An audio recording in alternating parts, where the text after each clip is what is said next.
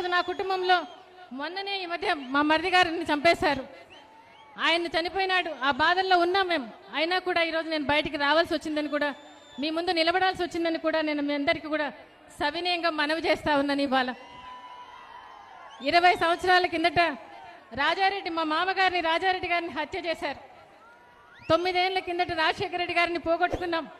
అది కూడా అనుమానాస్పద మృతే. దానికి ఎవరు బాధ్యులంటే ఇంతవరకు ఏం తెలిపింది లేదు. 4 నెలల కిందట జగన్ బాబును ఎయిర్పోర్ట్లో హతమార్చాలనుకున్నారు.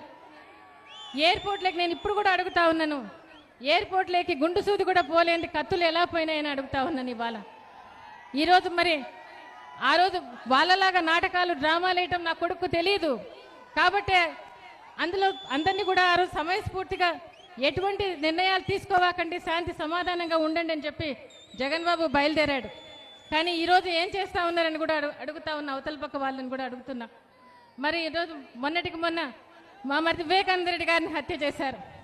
మేము అడుగుతున్నది ఏంటి, సిబిఐ ఎంక్వైరీ కానీ థర్డ్ పార్టీ ఎంక్వైరీ కానీ అడుగుతా ఉన్నాం. అదేమన్నా తప్ప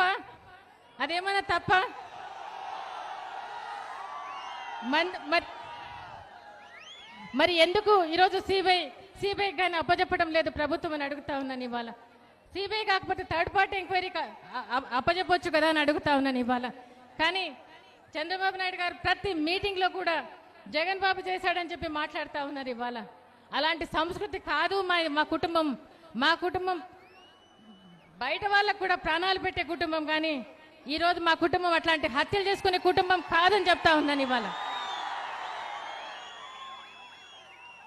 రాజారెడ్డి మామగారిని చంపిన ప్రత్యర్థులు రాజశేఖర రెడ్డి గారు సీఎం అయిన తర్వాత కూడా విచ్చలవిడిగా మా కండ్ల ఎదుట తిరుగుతా ఉన్నా కూడా చట్టం పని చేసుకుపోతుంది, న్యాయం పని చేసుకుపోతుంది అని చెప్పి రాజశేఖర రెడ్డి గారు వదిలేశారు ఆ రోజు.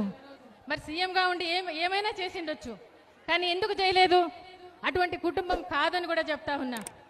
మా కడప జిల్లాలో రాజశేఖర రెడ్డి గారు రాజకీయాల్లోకి రాకముందు ఫ్యాక్షన్ ఊర్లు చాలా ఊర్లు ఉన్నాయి, 30-40 ఊర్లు ఫ్యాక్షన్ ఊర్లు ఉన్నాయి.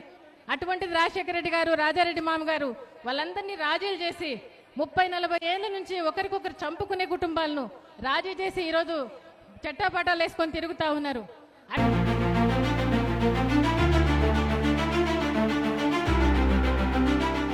Like, share and subscribe to Rajaniti channel.